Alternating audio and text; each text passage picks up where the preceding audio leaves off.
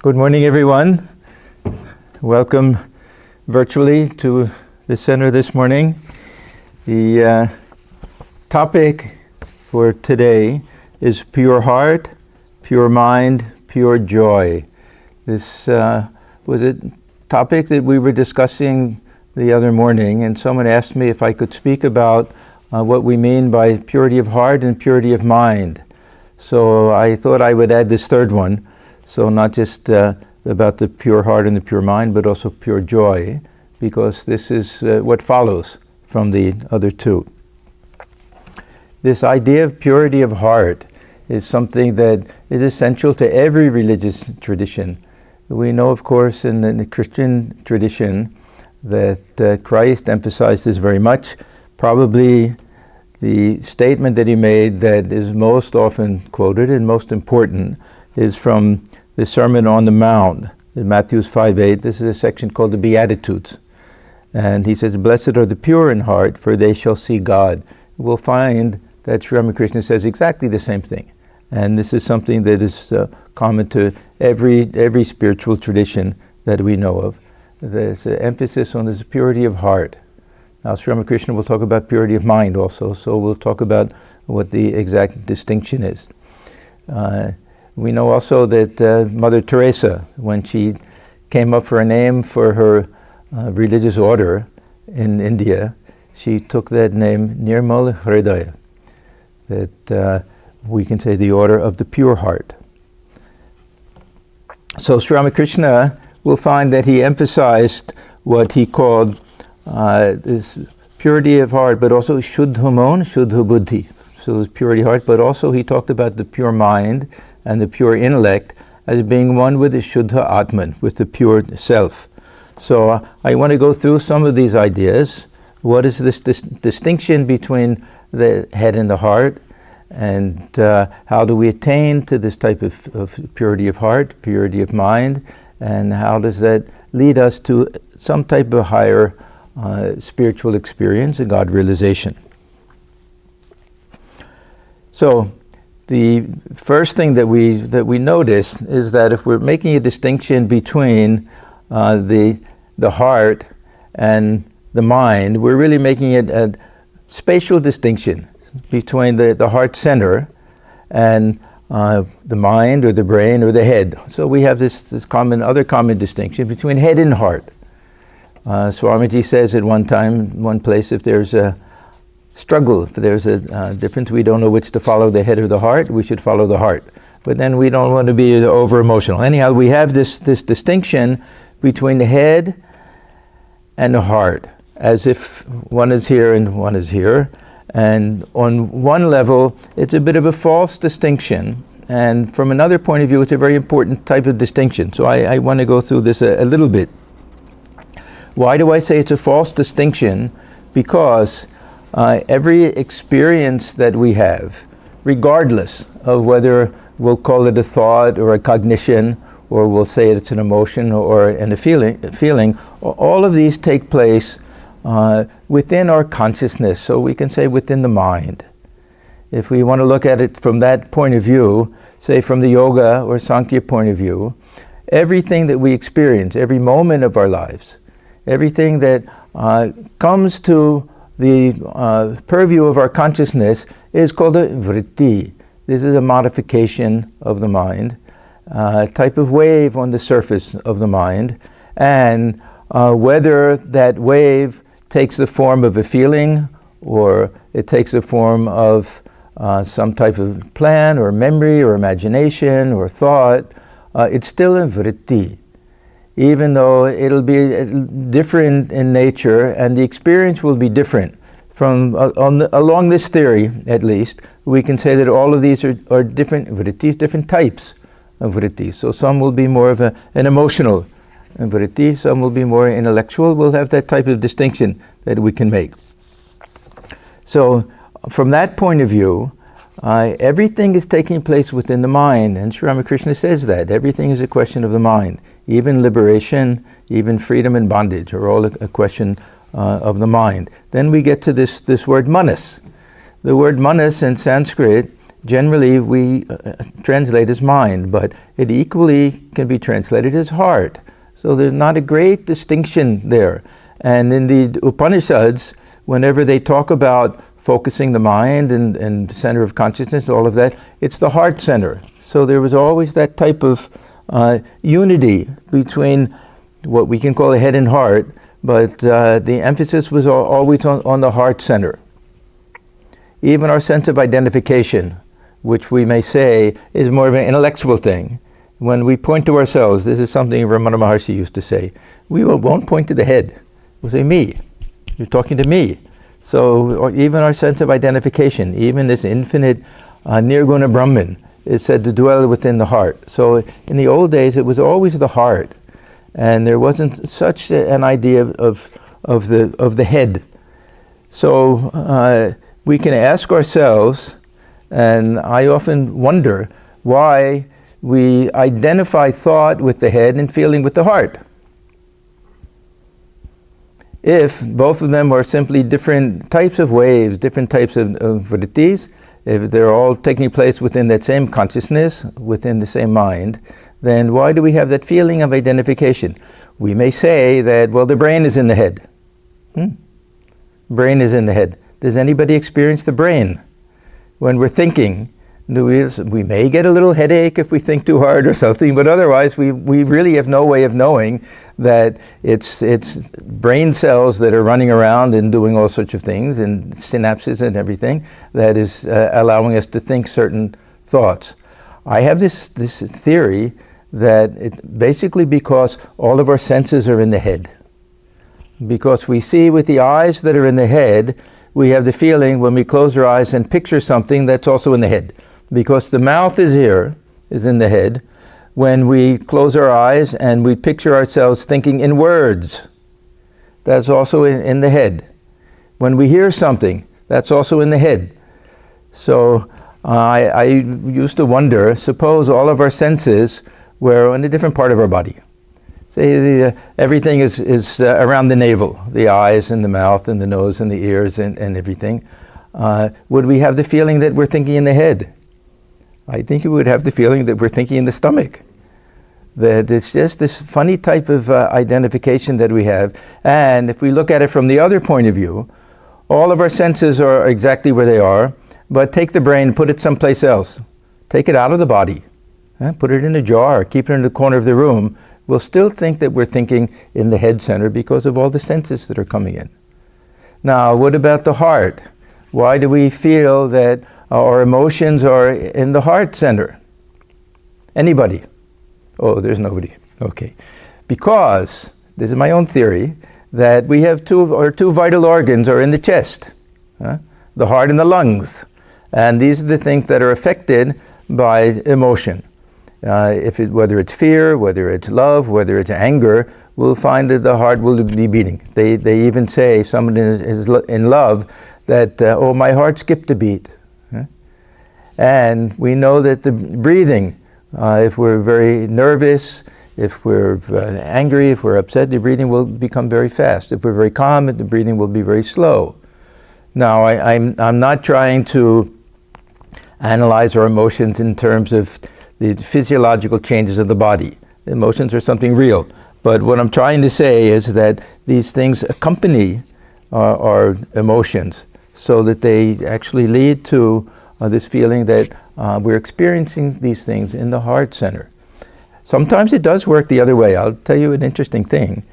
I was put on medication for hyperthyroid not too long ago. Very, very mild case, nothing for anybody to worry about. But the medication had the effect of rapid heartbeat, irregular heartbeat. So I had this irregular heartbeat.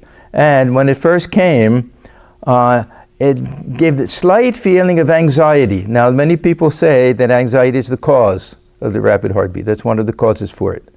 But in my case, it was the physiological change of the heart that led me to feel some type of anxiety. When I analyzed it, I said, no, I'm not anxious about anything. I don't have any anxiety whatsoever. And I realized that it was the physiological change and my experience of the heart beating in a different way that led to that. So there's a little vice versa with this also. But my point is that every experience that we have that takes place within our daily consciousness, whether it's a thought, whether it's an emotion, whether it's imagination and daydreaming and memory, things that took place in the past, projections, all sorts of things, they all take place within the mind, whether we say that the mind is in the head or the heart, within the mind, and they can all be understood in terms of vritti, but there'll be some physiological changes in the body that will accompany some of these things. Now, this is the one side of the coin that is a bit of a false distinction between head and heart.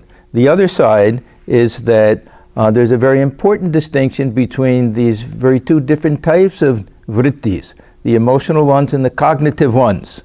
That is the ones we identify as feeling, and the ones we identify as thought, and the ones we identify with the heart, and the ones we identify with the head.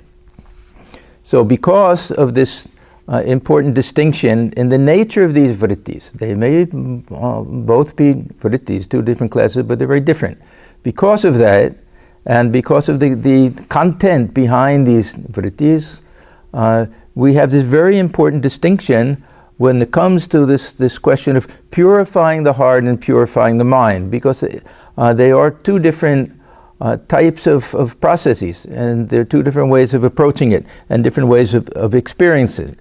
So let's start with this purity of heart. What exactly do we mean by purity of heart? And why did Sri Ramakrishna and so many other great teachers, Christ we saw, why did they emphasize it so much? Now, in a very, very general sense, we can say it means to get rid of the passions, to be free from the passions, to be free from anger and hatred and fear and selfishness and deceit and lying, all of these things, which not only are obstacles in spiritual life, but which make us miserable and which keep us in a perpetual state of bondage and a perpetual state of fear and a feeling of helplessness and limitedness. So we become slaves to these passions, and these passions can be understood also in terms of the gunas. This means tamas and rajas. Sattva is a different story. Sattva, we may say, okay, this is also one of the gunas, this is also one of the thieves in Thakur's story, this is also a type of bondage. But that's a long way off. We have to take the help of sattva before we get rid of sattva. We have to use the thorn to get rid of the other thorn. If we take the second thorn and throw it away before we remove the one that's in our foot, we've missed the point of the whole thing. So we need sattva, and if we can use that, and if we can get over this, the influence of tamas and rajas, then the mind can become still. The mind, that purified mind can, or purified heart can become still. So this is why when Arjuna asked this very famous question in the Gita, that what do we do about this mind? This mind is running all over the place. It is easier to control the wind than it is to control the mind. Now, Sri Krishna could have said that use mind control. He could have said just exert your willpower. Just practice over and over again, abhyasa. But he didn't say that. He said we need vairagya. What is this vairagya? Dispassion. That means we have to rid the heart of all the passions that are the underlying cause for the restlessness of the mind.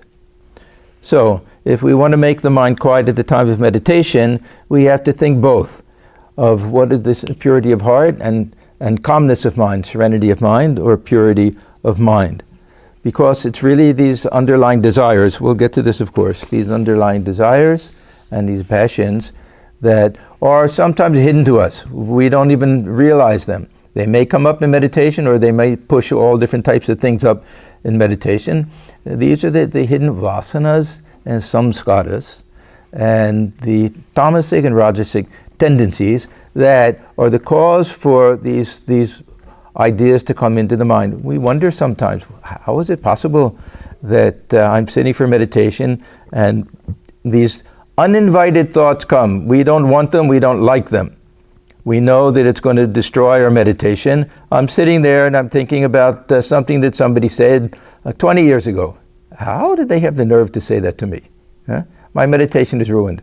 Now, where does it come from? We have a subconscious life. We have these things buried within the subconscious or unconscious. I don't know the real distinction, but we call these things samskaras and vasanas and everything, and they influence the mind, whether we know it or not. So these are the underlying and really elemental sources for the restlessness of the mind. So already we see that this purity of heart and the serenity of mind are very, very closely related, because the mind, which is covered with a layer of dust and dirt, cannot reflect the self within it. This mirror of the heart has to be cleansed, and that means this purification of the heart. Sri Ramakrishna, he gives a nice illustration that we picture the body as a jar, and we picture a jar filled with water, and that water will be the chitta. This will be the mind stuff, whether we want to say it's mind itself, the head, heart, all the combination of all of that. And it's the mental aspect of our being, the subtle body, in which the sun of consciousness will be reflected. Now, if we want to see that sun, Thakur says we have to see it reflected within. Now, why don't we see it clearly reflected within? There are two problems. One has to do with head, one has to do with heart. The problem with the heart is we've stirred up all of the mud at the bottom, and the water is not clear, it's muddy. The ego is like the stick, and it stirs up all these old passions and samskaras and vasanas and everything. And so that muddies the water. Then that also gives rise to the restlessness of the mind. And what is that? That makes ripples on the surface, that makes the waves. So even if the water were clear, the reflection of the sun would be choppy, because it's dependent upon the purity of the water, that's purity of heart, and the calmness of the surface, that's purity of mind. So these two things are necessary and very closely related. The other reason why this purity of heart is so important is that even if we're able to get some type of control over the mind and have some type of higher experience, that Thakur says the desires will pull the mind down. He gives the example of these village boys who will catch a mongoose, and they'll put it in a little enclosure, and they'll build up bricks and things, and the mongoose can climb up and get out, but they tie a brick to its tail. And by the time it gets just to the top, ready to go out, then the brick will pull it back down again. So he said these desires and the impurities of the heart, these are the things that will be the brick. The weight of that will keep the mind down on a lower level. We can look upon these impurities in terms of what they call the Shad Ripu, the 6 enemies. There are different lists, but this is one of the standard ones, that we have kama. Kama is desire in general and lust in particular, krodha, anger, lobha, greed, mada, intoxication, mana, pride, and then vimatsara or matsarya, envy. And we can add all different things. This isn't a comprehensive list or a final type of list, but of these, kama, lust or desire, it's considered to be the most troublesome. This is considered the trunk of the tree, and all of these others are branches. If we can cut that one out, the others will kind of fall off on their own. And this is the one, this lust is the one that is a lifelong struggle, even for spiritual aspirants, very mature ones. This Thakur says that this is something that we have to never be too sure about ourselves with this. There's an expression, and I've seen different versions of it, but I heard this, I think the first time from Swami Atmajnanananda Maharaj, that Pure Deho Ure Chai Tobe Shatur Gun Gai. When can we praise a sadhu and say, oh, what a pure-hearted soul, no signs of lust in the sadhu? When can we do that? When the body is being burned up and the ashes are going up into the sky, and then we can praise the virtues of a sadhu. That means that some of these hidden desires, these vasanas, we have to be cautious. They can come up at any time. So what do we do? One of the ways that we attack this is not to focus too much on these desires as something that belongs to us. That I don't go around saying that I'm a very angry person, I'm a lustful person, I'm a greedy person, all of that. That I can look at it in terms of these vrittis. It's a very helpful way of looking at it. That yes, this lustful vritti, this vritti of anger, this vritti of envy, this vritti of jealousy, every once in a while this will arise in my mind. I'm not asking for it, I don't want it, I don't like it. I don't even feel that it should belong to me, but I recognize it, that it comes up. This disidentification, by looking at it as a vritti, is very helpful in defanging, taking the sting out of it, decreasing its ability to affect us, because we can simply say, oh, that old vritti has come up again. I'm not going to bother with it, and I'm not going to follow it, certainly. That's a very important distinction. We may not have control over all of the thoughts that will arise in the mind, but we have control over what we do about it. We're free to ignore it, we're free to act on it, we're free to disregard it, partially, fully. That's up to us. Not that we have 100% freedom, but that's where our responsibility lies. We shouldn't feel responsible for everything that crops up into the mind. Just as we shouldn't feel responsible for a dream. We say, oh, what a horrible person I am that I dreamt that I said these things to these other people. Why did I do it? We don't choose to do those things. They simply come up. So this, to me, is a very helpful way of looking at this. A little bit of a trick. Tell ourselves, no, I didn't get angry. So you got so angry yesterday. I didn't get angry. The mind took the form of anger by this anger vritti that arose in the mind. I was watching it, I was subjected to it. I didn't feel that I had too much power to stop it, so I had to put up with it for a while, but it slowly I got rid of it. So this is one helpful way. Then there's a second way, that we know that we're filled with these desires, feelings of lack of fulfillment, passion and everything. We have to utilize this in our spiritual life. When we say we want to be free from passion, we have to understand that it means just in the worldly sense. We have to be very, very passionate about our spiritual practice, very passionate about the search for God, very passionate about seeing the divine presence within all living beings, very passionate about purifying the heart and the mind. All of these things are dependent upon this passion. This is really what Thakur means by vyakulata, this intense longing for God realization. We have to be passionate about all of this. We have to have a tremendous desire for God realization. So we increase these things, but it has to be from the spiritual point of view. Then the other thing is that we have worldly desires, we replace them. We don't fight them too much, but we replace them with something higher. And this comes when we realize that what are these desires? Even lust, what are these things? We're trying to fulfill ourselves. There's a feeling of lack. There's a feeling that if we achieve something, if we can enjoy something, experience something, that will get rid of this feeling of neediness. If we convince ourselves that this won't do it and we're looking in the wrong place, and this feeling of not being fulfilled is a spiritual feeling, that this mine of the treasure of Brahman is hidden within the heart, that's really what we're searching for, whether we know it or not. So these are different ways that we can look upon this.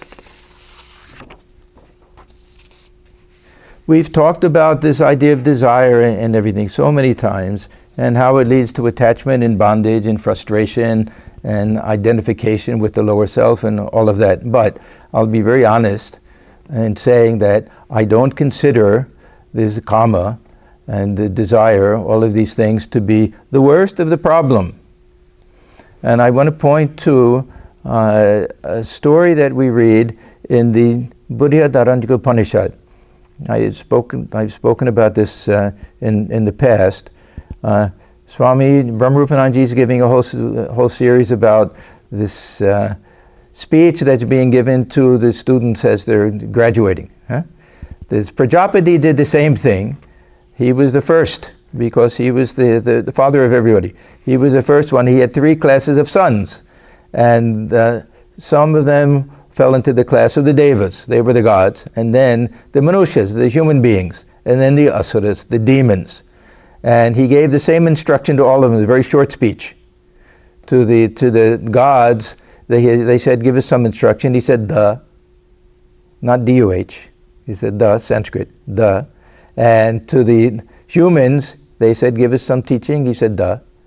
To the demons, they said also, tell us something. He said, "Da." And he said, do you know what it means? And they were all very intelligent. They knew just what it meant, but it meant something different for all of them. So for the gods, it meant Dhamma. It meant you have to practice some self-control. Why? Because your fault, the obstacle in your life is karma. So that belonged to the gods. All right? Now, next will be the human beings. They were a little bit stingy and greedy. So the dana, Dhamma and dana, that their problem was lobha, greed. And then the asuras, what was their problem? Anger and hatred and all of that. So they had to practice daya, compassion. So for me, these are the very dark impurities, this anger and hatred and everything. The desire, of course, is something that affects us. The others affect everybody also. This tendency to want to hurt other people, this toward meanness and lowness and everything. So this greed associated with humans, but anger and hatred associated with the demons, with the asuras. More sinister. These are the dark qualities, more destructive. This is really the heart of tamas, a little rajas and tamas. When we look at Thakur's story of the 3 thieves, rajas is the thief of desire and restlessness. What does the restless person say? Let's tie somebody up. This is assuming everyone is restless. So that'll be rajas. But the tamasic one says, let's kill him. So this is really, the tamas has this power to bury us, to destroy us. The sattvic one comes back and says, let me free you, but I can't go with you. I can only point the way for you. So these tamasic, what are these tamasic impurities of the heart? To me, anger is the most toxic. And toxic even in a physiological sense. We get angry, and even these toxins are produced by the hormones in the body and everything, and it really can even affect the health. So even the chemical nature of the body gets changed. And the whole thing, we actually see red. Cheeks get red, the heart starts pumping and everything, and we lose all discrimination. We lose all ability to see clearly, to think clearly. We don't know what we're doing, what we're saying even. It's really a very destructive type of thing. So this mind that is in the grip of anger is really a mind that's absolutely out of control, incapable of thinking logically, incapable of having any fellow feeling for anybody else, bent on revenge, and leading to anger. Of course, its close friend is hatred. Hatred is not so intense, but it can last. We may get over our anger, but this feeling of hatred or enmity, sometimes this can last for years and years and years. And even in families, this is a very sad thing. But we see, I know many cases where brothers or even father and son, where they won't speak to each other for years and years.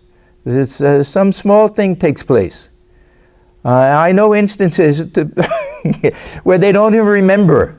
They say, yes, my father never spoke to his cousin. They say, well, what happened? He said, I don't remember, but I also don't talk to my cousins from that side of the family. So this leads to complete irrationality. This is a hatred and anger. Then we have pride, egotism, envy, jealousy. These are also based on a false conception of ourselves. And they're based on and also lead to the feeling of separation, seeing other people as different, as adversaries, as rivals, as enemies, not simply strangers, but objects of fear and contempt. And really, sometimes we can't bear the sight of people like that. So these are the really dark impurities of the heart. And we find in spiritual life that these are not simply obstacles to higher spiritual experience. These are things that make our lives miserable. This is very, very important to remember, that everything that's good for our spiritual life is good for our family life, our social life, and everything else. It brings calmness, it brings patience, forbearance, all of the things that remove this tension and anxiety from life. One way of getting rid of these very tamasic and rajasic qualities is by trying to cultivate sattvic qualities. What are these? Kindness, goodness, calmness, everything that we associate with the sattva guna. But I want to mention three things in particular. And to me, these three things, if we remember these three things, these are very elemental to this concept of purity of heart. If we can have these three things, we can say that we've developed a pure heart, not a perfectly pure heart, but we're on the way to it. Three very important things. And the interesting thing is that Sri Ramakrishna is the perfect ideal for one, Holy Mother for the next, and Swamiji for the next. So what are these three things?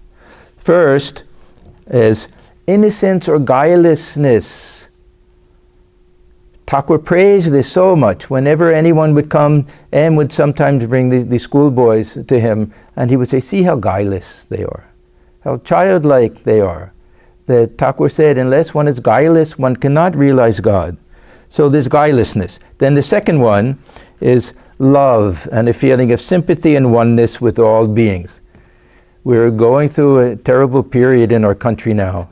I should say something about it a little bit, but it's all based on this lack of love and feeling of oneness with others. If seeing people as strangers for all sorts of superficial reasons, and not dealing with things on this very basic level. So if we can learn to cultivate this love, this doesn't mean we don't do a lot of practical things also.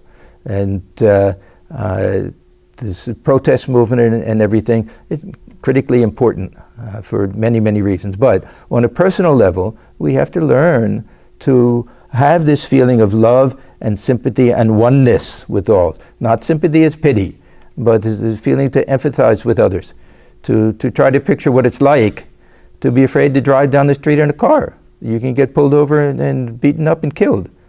We have to feel, what if that were me? What if I had to face that every day? So this feeling of love and sympathy and oneness, this will be the second one.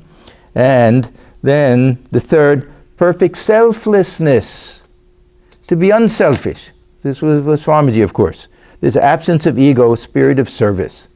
So these will be the three things.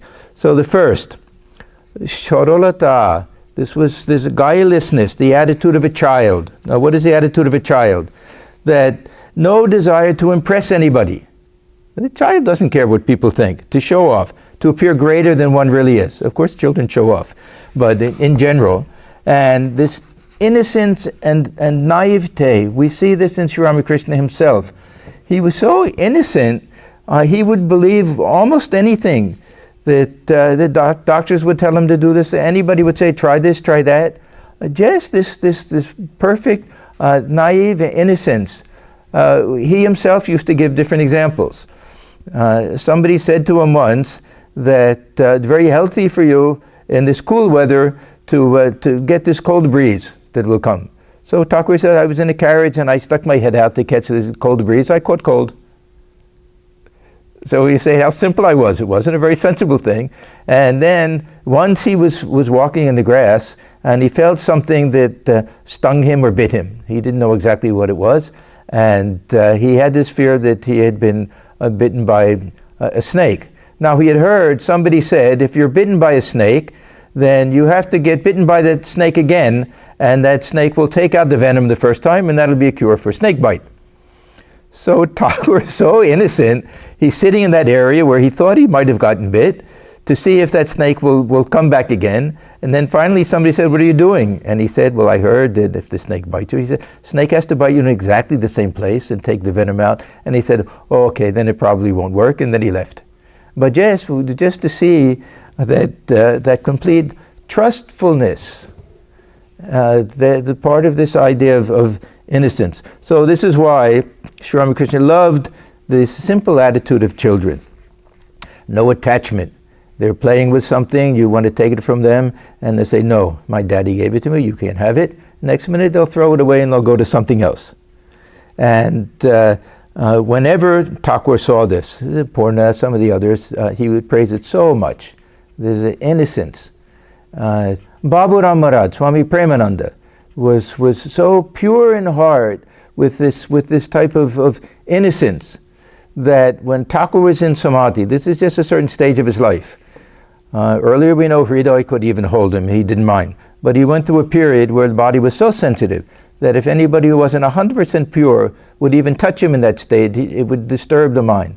So he had to keep this Baburam, later Swami Premananda, because he used to say he was the purest of all of them, pure to his very bones.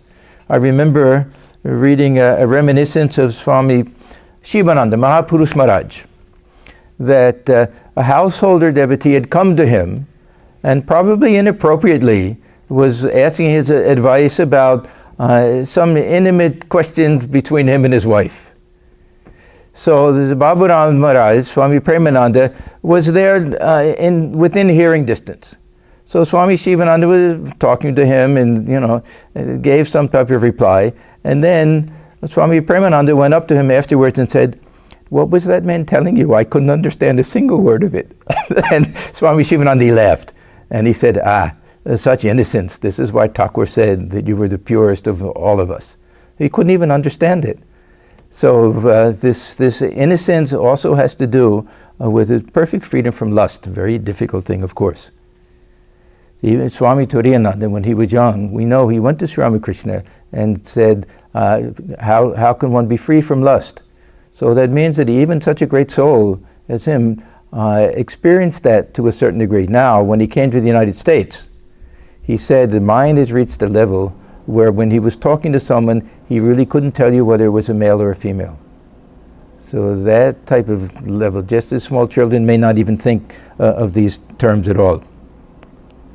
So the second one, this genuine feeling of love, oneness and sympathy with others, this was of course the hallmark of the life of a Holy Mother. She made no distinction between anyone of high birth or low birth, whatever religion or country they were from, anything like that. No feeling of separation or difference. She saw everyone as her very own child. And then the third one, this perfect selflessness and absence of ego. This was really one of the great teachings of Swamiji. He was a prophet of strength, the prophet of fearlessness, but equally the prophet of selflessness. He valued this idea so much that he identified selflessness with God. He said one time, the difference between God and the devil is in nothing except in unselfishness and selfishness. Then another great statement, unselfishness is God. One may live in a throne, in a golden palace, and be perfectly unselfish. And then he is in God.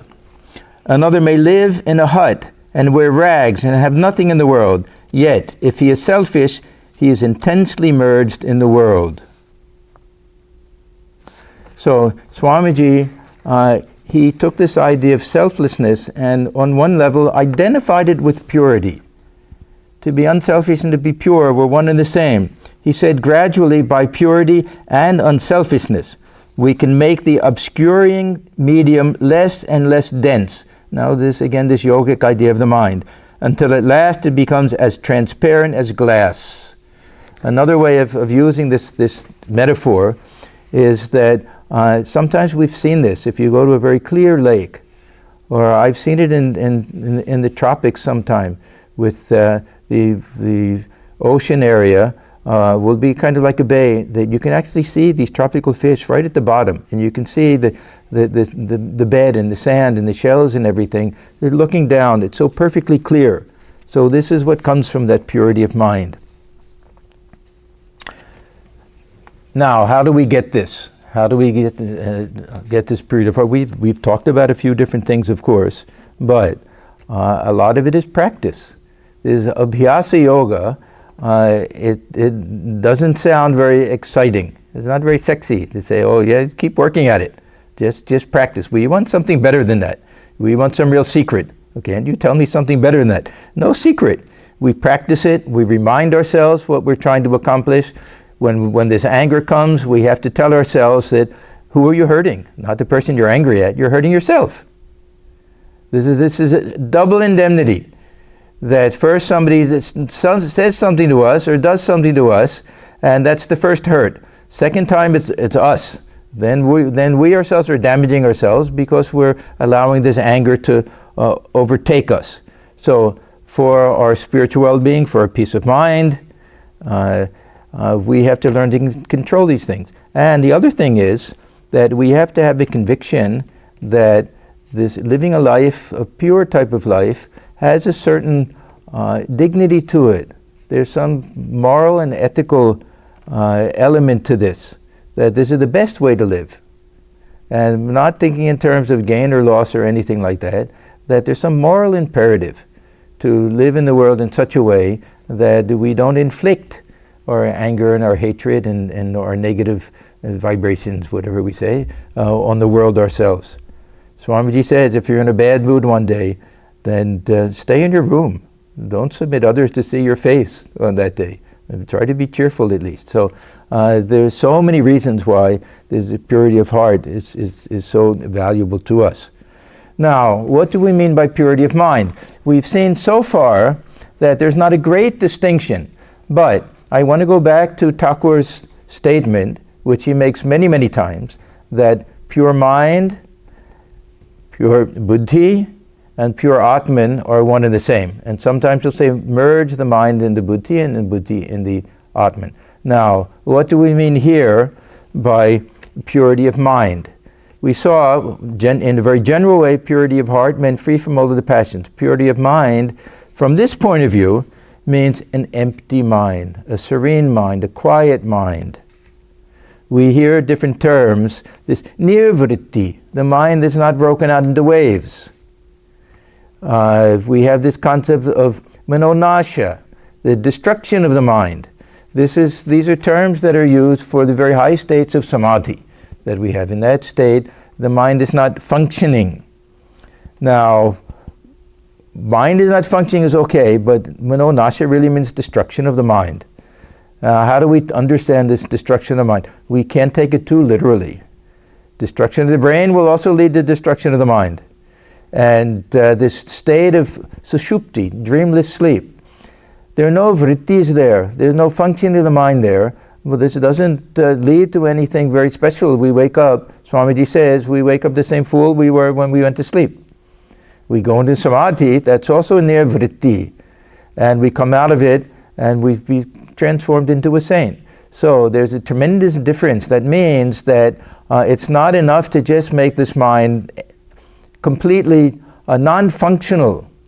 The empty mind means that mind is completely free of any worldly types of modifications. And what Thakur says is that this mind enters into a higher level. Very often people would say to him that God cannot be realized by the mind. And he would say, no, God cannot be realized by the ordinary mind, but God can be realized by the pure mind.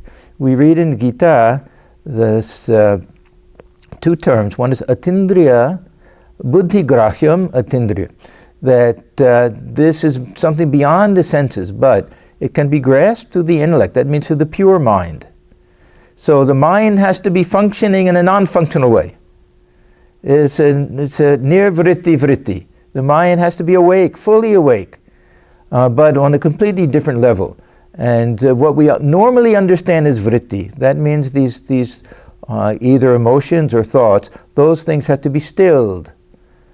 But still, the mind will be wide awake at this time. So we don't have to take this very literally, this idea, this near vritti state of mind. It has to be understood in this proper context, that it's a mind that's no mind. We have a whole Buddhist school of no mind. Because what is the mind? We don't know anything about this mind other than what comes to the surface of the mind. Do we ever experience the mind? I've never experienced the mind. I've experienced thought and emotions and memories and all of these things. Those things which we assume are coming from the mind or on the surface of the mind, but the mind itself we don't experience. Just as we see the outer surface, the appearance of things, we don't see the thing in itself. What we call matter. Matter is something we never experience. We only see the appearance. Mind is something we never experience, only the appearance in the terms of thoughts and feelings and emotions and everything. So Swamiji says in one place that underlying this external phenomenal universe is something we can say X. Underlying this mental universe, something we call Y. We assume one is matter and we assume that the other is mind. Ultimately, both of them are Brahman itself. So this will lead us to two different models that we have. Two different models that we have in trying to understand how this pure mind can be understood as one with the pure self. Now, what we've had before is really the Sankhya model, this idea of the sun reflected in the water of the mind, that the mind is an instrument through which we have experiences. We're purifying the instrument. This is a dualistic type of model. Vedanta utilizes this from the relative point of view. Not that they take this as this dualism is any final truth, but they utilize it. So it's very helpful. But there's a different type of model, a Vedantic model, which doesn't look upon the mind as an instrument, as something belonging to nature, prakriti. It looks upon the mind as simply the surface of this ocean of Satchidananda, pure consciousness. It's just a wave on the ocean. So if we still that mind, so pure mind, from that point of view, will be the wave that has not disappeared or been destroyed, but it's merged in the ocean. So that there's no surface change. So it's not exactly this destruction of the mind, destruction of the wave, but not the mind. Destruction of the wave because it's water, and it's part of consciousness. Mind is just consciousness individualized and manifested in terms of thought and feeling and emotion.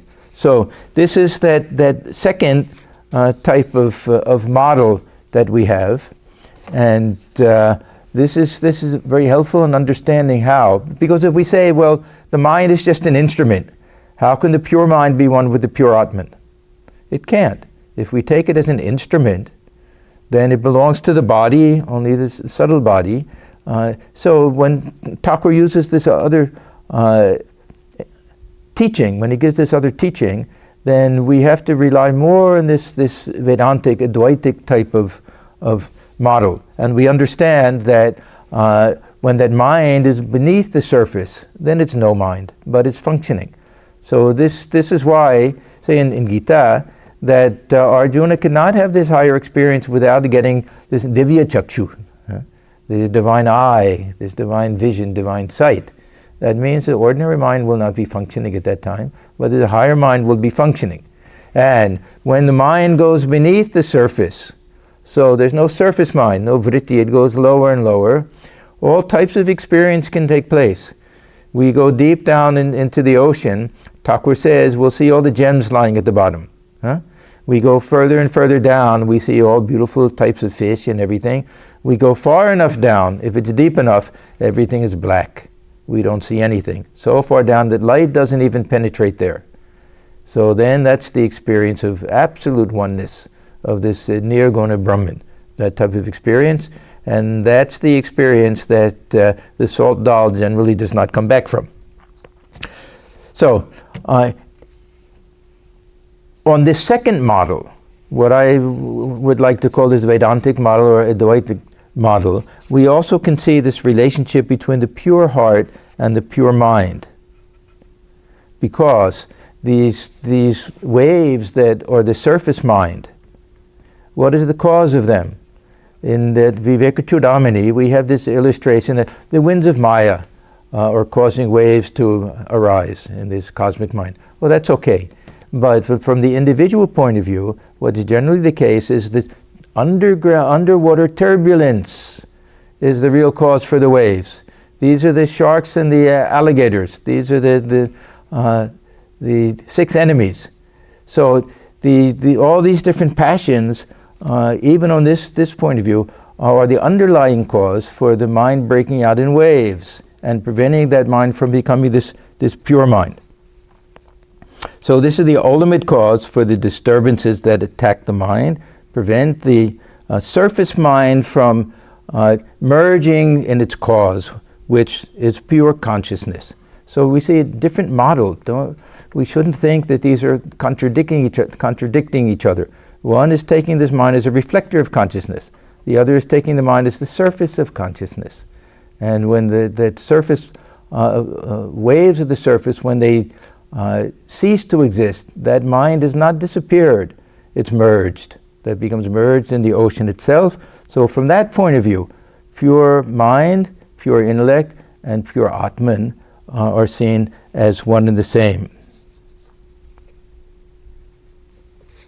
So I mentioned earlier that there's abhyasa. So we have to do this constant practice, that this is not enough, that the underwater turbulence is so great that it's going to defeat any little willpower that we have. So we have to attack this on that level also. We have to try to purify the heart.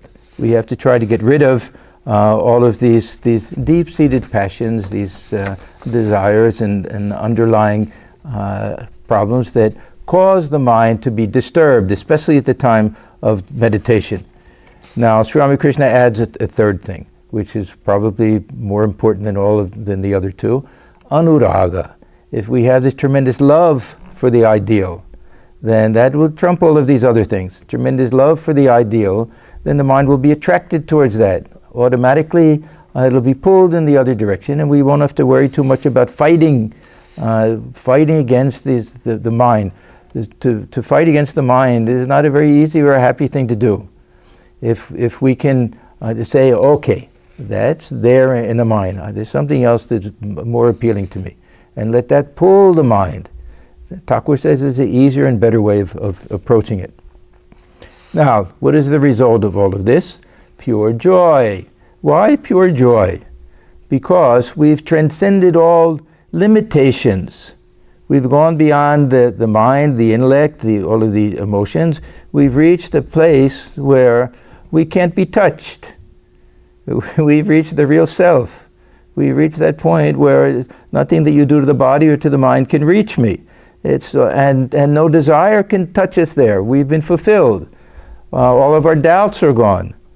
This feeling of expansion, to feel one with the Brahma is to feel this perfect expansion. Thakur gives two beautiful illustrations. The one, the bird that's let out of its cage, how it flies into the space. Or he says, picture a fish that's been in a fishbowl, and you take it and you put it in the Ganges, and watch it swim all around. Such joy that is not bound by anything. This is the Atmarama state. We've seen this many times. This joy of the self within that is so overpowering that one can hardly withstand that joy. So tremendous, such a tremendous type of joy. We have such beautiful phrases in the Upanishads and in Gita. This finding all of our joy, all of our pleasure, all of our contentment in the self, sporting in the self, playing in the self. All these beautiful ideas. Now I want to close with a very simple solution to this whole problem of purifying the heart. It's so simple that we can forget about everything else. The problem is it's very hard to do. that sometimes can be very simple, and yet, God help us, we don't know how to do it. But we'll see, it's a very beautiful idea. Thakur says one should weep for God. I say, okay, that sounds very easy. Can we force ourselves to weep for God? It requires a lot of purity to begin with. But he says one should weep for God. When the impurities of the mind are thus washed away, one realizes God. The mind is like a needle covered with mud. The needle cannot be united with the magnet unless it is free from mud. Tears wash away the mud, which is nothing but lust, anger, greed, and other evil tendencies, and the inclination to worldly enjoyment as well. As soon as the mud is washed away, the magnet attracts the needle. That is to say, one realizes God. Then he adds, only the pure in heart see God. So, I thank all of you for coming, even though I know you haven't really come, but for attending this session. I will close with a prayer. Om sarve bhavantu sukhinas sarve santu niramaya sarve bhadrani pashyantu ma kaschid dukha bhag bhavet. Om shanti shanti shanti hari om. May all beings be happy. May all be free from disease. May all realize the highest good. May none suffer. Om peace, peace, peace be unto all.